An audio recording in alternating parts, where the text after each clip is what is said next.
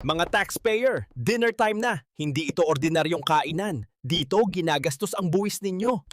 Kita nyo mga taxpayer, crystal glass, imported plats, chandelier pa sa ibabaw. Simple lang para kay Don Buaya, baka brownout na naman dyan sa inyo. Ito ang highlight mga taxpayer, 20,000 pesos steak. May gold leaf garnish pa kasi bakit hindi? Bayad nyo naman lahat. Sabi nila, luxury lang daw sa ibang bansa. Pero sa akin, pang dinner lang, courtesy of taxpayers. Ganyan magbuhaya. Simple dinner lang mga taxpayer pero world class ang setup. Ano ulam? Masarap ba? Oo. Sulit ba? Depende kung ikaw taxpayer. Pero para sa akin, worth every peso.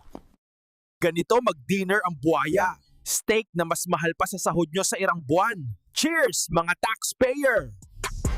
Kayo ba? Kakain ba kayo ng 20k air steak o pambayad nyo na lang ng kuryente? Comment yes or no and subscribe kay Don Buaya.